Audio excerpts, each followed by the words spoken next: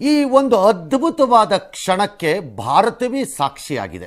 ಉತ್ತರ ಪ್ರದೇಶದ ಮೀರತ್ನ ಟಿಪಿ ನಗರ ಪ್ರದೇಶದಲ್ಲಿ ಒಬ್ಬ ಮಹಿಳೆ ತನ್ನ ಮಗು ಚರಂಡಿಗೆ ಬಿದ್ದಿದೆ ಎಂದು ಪೊಲೀಸರಿಗೆ ಫೋನ್ ಮಾಡಿದರು. ಈ ಕರೆ ಕೇಳಿ ಬಂದ ಪೊಲೀಸರು ಸುಮಾರು 3 ಗಂಟೆಗಳ ಕಾಲ ಇಡೀ ಚರಂಡಿಯನ್ನು ಸ್ವಚ್ಛಗೊಳಿಸಿ ಒಳಗಿದ್ದ ಎಲ್ಲ ಕಸವನ್ನು ಹೊರತೆಗೆದರು. ಆದರೆ ಅಲ್ಲಿ ಯಾವುದೇ ಮಗು ಪತ್ತೆಯಾಗಲಿಲ್ಲ.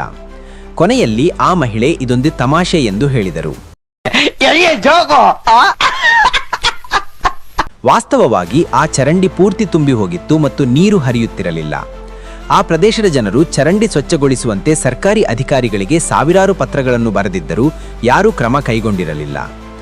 ನೇರ ಹಾದಿಯಲ್ಲಿ ಕೆಲಸವಾಗದಿದ್ದಾಗ ಆ ಮಹಿಳೆ ಈ ಉಪಾಯ ಮಾಡಿದರು. ಇದರಿಂದಾಗಿ ವರ್ಷಗಳಿಂದ ಜಮೆಯಾಗಿದ್ದ ಕಸವೆಲ್ಲ ಹೊರಬಂದು ಚರಂಡಿ ಸ್ವಚ್ಛವಾಯಿತು. ಕೆಲವರು ಈ ಕೆಲಸವನ್ನು ಸರಿ ಎಂದು ಹೇಳಿದರೆ, ಇನ್ನು ಕೆಲವರು ಇದು ತಪ್ಪು ಎಂದು ಅಭಿಪ್ರಾಯಪಟ್ಟಿದ್ದಾರೆ. ಇಂತಹ ಕೆಲಸಗಳನ್ನು ಮಾಡಬೇಡಿ, ಇಲ್ಲದಿದ್ದರೆ ಪೊಲೀಸರು ಕ್ರಮ ಕೈಗೊಳ್ಳಬಹುದು. ಇಂತಹ ಇನ್ನಷ್ಟು ಫ್ಯಾಕ್ಟ್ಸ್ಗಾಗಿ ಫ್ಯಾಕ್ಟ್ ಬುದ್ಧ ಫಾಲೋ ಮಾಡಿ.